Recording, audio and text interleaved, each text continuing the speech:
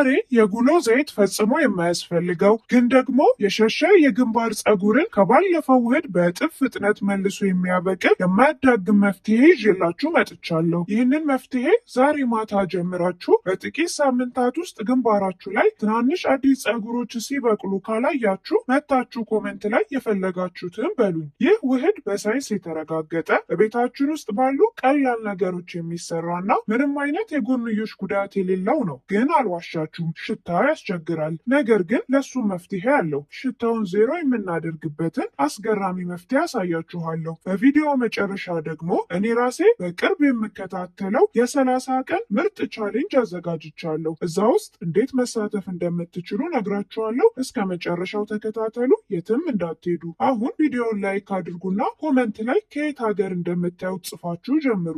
እሺ፣ ባለፈው ቪዲዮ ላይ ፀጉራችንን አጥብቀን በመሰራት እንዴት የፊት ፀጉራችንን እንደምናደክመውና እንደምናጠፋው በጥልቀት ተነጋግረን ነበር። ሹሩባ ስንሰራ ወይም ፀጉራችንን ወደኋላ ውጥር አድርገን ስናስር የፊት ፀጉራችን ስር ይነቀላል ብለናል። ዛሬ ደግሞ ስመራመር የደረስኩበት ብዙዎቻችን የማናውቀውን ሌላ የተደበቀ ለግንባር መሸሽ ዋነኛ ተጠያቂ ችግር ልንገራችሁ። እንደምታውቁት የፊት መስመር ላይ ያሉ የፀጉር ስሮች ከሌላው የጭንቅላታችን ክፍል እጅግ በጣም የተለዩ ናቸው። በጣም ስስ፣ ለስላሳና ቶሎ የሚጎዱ ናቸው። በተለይ ደግሞ ጭንቀት ሲበዛብን፣ የአኗኗር ዘይቤያችን ሲዛባ እና የሆርሞን መለዋወጥ ሲፈጠር ዲኤችቲ ዲሃይድሮቴስቴስትሮን የሚባል ፀጉር ገዳይ ሆርሞን ግንባራችን አካባቢ ይሰበሰባል። ይሄ ሆርሞን ልክ እንደ መርዝ አረም ነው። የፀጉርን ስር አንቆ ይዘውና ምግብ፣ ደምና አየር እንዳያገኝ ያፍነዋል። የፀጉር ስሩ ምግብ ሲያጣ ቀስ በቀስ ይኮማተራል፣ ይደክማል፣ በመጨረሻም ይሞታል። ምንም ሳታደርጉ ማበጠሪያ ስታስነኩት ብቻ ያለምንም ትግል ይረግፋል። ብዙ ጊዜ የዘር ነው ብለን ተስፋ እንቆርጣለን፣ ግን የዘር አይደለም። የፀጉር ስሮቻችን ተርበውና ታፍነውን የሞቱት። ማን ያፈናቸው? ዲኤችቲ። ስለዚህ የሞተውን ስር ዳግም ህይወት ዘርቶበት እንዲያቆጠቁጥ ለማድረግ ይህንን ዲኤችቲ የተባለ መርዝ ሰብሮ የሚገባና የፀጉርን ስር ዳግም የሚያነቃቃ ኃይለኛ የተፈጥሮ ጀግና ያስፈልገናል። ግን እንደባለፈው የጉሎ ዘይት የለንም ብላችሁ አትዘኑ። ምክንያቱም ዛሬ የምንጠቀማቸው ግብአቶች ከጉሎ ዘይት በላይ ሳይንስ ያረጋገጣቸው የፀጉር ስርን በሰከንዶች ውስጥ የሚያነቃቁ ጀግኖች ናቸው። አንደኛው ጀግናችን ቀይ ሽንኩርት ነው። አዎ በትክክል ሰምታችኋል፣ ቀይ ሽንኩርት። ቆዩ ሽታውስ? እኔ ሽንኩርት ተቀብቼ አልወጣም ብላችሁ ቪዲዮ ልታቋርጡ እንደሆነ አውቃለሁ። ተረጋጉ። ሽታውን ዜሮ የምናደርግበትንና ፀጉራችንን ምርጥ ጠረን እንዲኖረው የምናደርግበትን አንድ አስገራሚ ሚስጥር ቪዲዮ መጨረሻ ላይ ስለምነግራችሁ ምንም ስጋት አይግባችሁ። ባይሆን ቀይ ሽንኩርት ለምን እንደመረጥን ላስረዳችሁ። የእኔ ተመልካቾች ለእውቀት ትልቅ ቦታ እንደምትሰጡ የተባላችሁትን ሁሉ ዝም ብላችሁ እንደማትተገብሩ አውቃለሁ። ለዛ ነው ሁሌም ሳይንሱን አስደግፌ የማወራው። እሺ፣ እንደምታውቁት የፀጉር ዋናው ግንድ የተሰራው ኬራቲን ከሚባል ፕሮቲን ነው። ይሄ ፕሮቲን ደግሞ በዋነኝነት የሚገነባው ሰልፈር በተባለ ንጥረ ነገር ነው። ቤትን ለመስራት ብሎኬትና ሲሚንቶ እንደሚያስፈልገው ሁሉ ፀጉርን ለማደግ ሰልፈር የግድ ያስፈልገዋል። የፊት ፀጉራችን ሲሸሽ የፀጉር ስሮቻችን ሰልፈር አጥተው በረሃብ አልቀዋል ማለት ነው። ቀይ ሽንኩርት ደግሞ በዓለማችን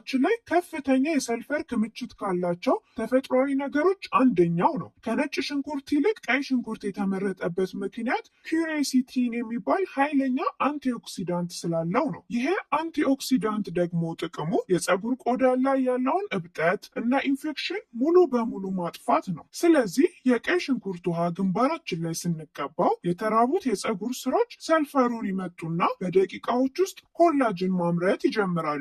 ኮላጅን ደግሞ አዲስ ፀጉር እንዲፈጠር የሚያደርገው ዋናው ሞተር ነው። በቅርቡ በተደረገ አንድ ሳይንሳዊ ምርምር ከባድ የፀጉር መመለጥ በሽታ ወይም አሎፔሺያ አሪያታ ያለባቸው ሰዎች የቀይ ሽንኩርት ውሃን በቀን 2 ተጠቅመው በ6 ሳምንት ውስጥ ብቻ 87%ቱ አዲስ ፀጉር ማብቀል ችለዋል። 87%። ታዲያ የእኛን በሹሩባ የተጎተተና የሸሸ ፀጉር መመለስ ያቅተዋል? አያቅተውም። ቀይ ሽንኩርት ብቻውን ግን ጦር ሜዳ አይገባም። ሁለተኛው ጀግናችን ማን መሰላችሁ? ጥቁር አዝሙድ ነው። ጥቁር አዝሙድ ለሺህ ዘመናት በብዙ ባህሎች ውስጥ ከሞት በስተቀር ለሁሉም በሽታ መድኃኒት ነው እየተባለ ሲነገርለት የኖረ ነው። ጥቁር አዝሙድ በውስጡ ታይሞኪኒዮን የሚባል እጅግ ኃይለኛ ንጥረ ነገር አለው። ዋናው ስራው ቅድም ያልኳችሁ ያልኳችሁን የፀጉር ስር አንቆ የያዘውን መርዝ ሰባብሮ ማጽዳት ነው። አዲስ ፀጉር ያለምንም ከልካይ ብቅ እንዲል ያደርጋል። በተጨማሪም የጥቁር አዝሙድ ዘይት የሞቱ ሴሎችን በፍጥነት በማደስ ይታወቃል። እሺ፣ ባለፈው የጉሎ ዘይት አናገኝም ብላችሁኛል። ታዲያ በምን ቀየር ነው? በንጹህ የወይራ ዘይት። የወይራ ዘይት በጣም ቀጭንና የሞለኪውል መጠኑ አነስተኛ ስለሆነ ወደ ውስጥ ዘልቆ የመግባት አቅሙ እጅግ ከፍተኛ ነው። እንደውም የጉሎ ዘይት ወፍራም ስለሆነ ፀጉር ላይ ቶሎ ላይገባ ይችላል። የወይራ ዘይት ግን የጥቁር አዝሙዱንና የሽንኩርቱን ኃይል ተሸክሞ በቀጥታ ወደ ፀጉራችን ስር ይገባል። ከዛም አልፎ ፀጉራችን እንዳይደርቅ እርጥበቱን ጠብቆ እንዲቆይና እንዳይሰባበር ከፍተኛ ጥበቃ ያደርግለታል። አሁን ሶስቱን ኃይለኛ ግብአቶች አውቀናል። ቀይ ሽንኩርት ለሰልፈር፣ ጥቁር አዝሙድ ዲኤችቲ ያልኳችሁን መርዝ ለማጽዳት፣ የወይራ ዘይት ደግሞ ሁለቱን ይዞ ለመግባት። ግን አዘገጃጀቱ ላይ ብዙዎቻችን የምንሰራው አንድ ትልቅ ስህተት አለ። ይህንን ስህተት ካደረጋችሁ ሽንኩርቱ፣ ጥቁር አዝሙዱ ሙሉ በሙሉ አይሰሩም። ስለዚህ ቀጣዩን አዘገጃጀት በጥንቃቄ ተከታተሉ። ለዚህ ውህድ የሚያስፈልጉን አንድ መካከለኛ ቀይ ሽንኩርት፣ 2 የሾርባ ማንኪያ የጥቁር አዝሙድ ዱቄት ወይም የጥቁር አዝሙድ ዘይት ካላችሁ 2 የሾርባ ማንኪያ ዘይቱን እና 4 የሾርባ ማንኪያ ንጹህ የወይራ ዘይት። እዚህ ጋር ጥንቃቄ፣ ሽንኩርቱን ከዘይቱ ጋር አፍልታችሁ እንዳትጥዱት። ይሄ ጥሩ አይደለም። ቀይ ሽንኩርት እሳት ካገኘ ውስጡ ያለው ጠቃሚው ሰልፈር እና ቫይታሚኖች በከፊል ተነው ያልቃሉ። ውሃው ብቻ ነው የሚቀረው። ስለዚህ እኛ የምንጠቀመው ሌላ የአሰራር ዘዴ ነው። ኮልድ ፕሮሰስ ኤክስትራክሽን ይባላል። መጀመሪያ ቀይ ሽንኩርቱን በደንብ እጠቡት ከነ ልጣጩ። ልጣጩ የራሱ የሆነ ጸረ ባክቴሪያ ጥቅም ስላለው አትላጡት። ቀጥሎ ትፈጩታላችሁ ወይም በትንንሹ ትከትፉታላችሁ። ከዛ በንጹህ ስስ ጨርቅ ወይም ማጥለያ አድርጋችሁ ውሃውን ብቻ በደንብ ጨምቃችሁ ታውጣላችሁ። በዚህ ንጹህና ጥሬ የቀይ ሽንኩርት ውሃ ላይ የጥቁር አዝሙድ ዱቄቱንና የወይራ ዘይቱን ትጨምራላችሁ። በደንብ ከመታችሁትና ካዋሃዳችሁት በኋላ ይህንን ውህድ ቢያንስ ለ1 ሰዓት ክዳን ባለው ዕቃ ጨለማ ቦታ አስቀምጡት። ንጥረ ነገሮቹ እርስ በእርስ በደንብ ተዋህደው ኃይል እንዲፈጥሩ ጊዜ ይፈልጋሉ። አሁን ውህዱ ዝግጁ ነው። እስካሁን እያያችሁ ከሆነ ኮሜንት ላይ ገብታችሁ እጠቀመዋለሁ ብላችሁ ጻፉልኝ። ዝም ብላችሁ እንዳታልፉት። አሁን አጠቃቀሙን ላሳያችሁና ቻሌንጁን እንዴት እንደምትሳተፉ ነግራችኋለሁ።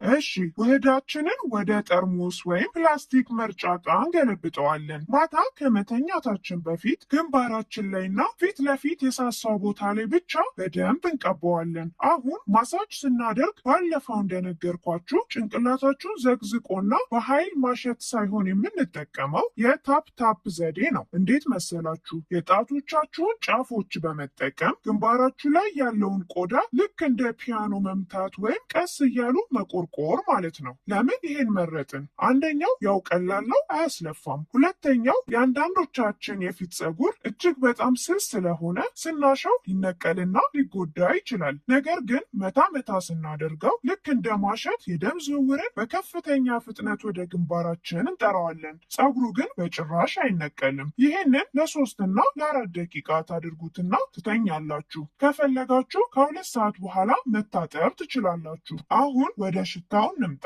እኔ ውሸት አይመቸኝም። ጠዋት ስትነሱ የሽንኩርቱ ሽታ ሊረብሻችሁ ይችላል። ይሄን በአንዴ ለማጥፋት ሻምፖ በምታደርጉበት ጊዜ ሻምፖዎች ውስጥ 1 የሻይ ማንኪያ የተፈጨ ቡና ጨምራችሁ በዳፋችሁ ላይ አዋህዱት። አዎ፣ ይሄ ጠዋት የምንጠጣው ቡና ማንኛውንም መጥፎ ሽታ ውጦ በማጥፋት ተወዳዳሪ የሌለው የተፈጥሮ ጀግና ነው። በዛ ላይ ቡና ውስጥ ያለው ካፌን የፀጉርን እድገት ያፋጥናል። በአንድ ድንጋይ 2 ወፍ ነው። በዚህ በቡናውና ሻምፖ ቅልቅል ግንባራችሁን ስታጥቡት የሽንኩርቱ ሽታ ድራሹ ይጠፋል። ማንም ሰው ሽንኩርት መቀባታችሁን በጭራሽ ሊጠረጥር አይችልም። ፀጉራችሁም የቡና ልዩ ጠረን ይኖረዋል። ከፈለጋችሁ በቡና ቦታ የሎሚ ጭማቂ መጠቀም ትችላላችሁ። ውህዱን ፍሪጅ ውስጥ አድርጋችሁ ለ1 ሳምንት መጠቀም ትችላላችሁ።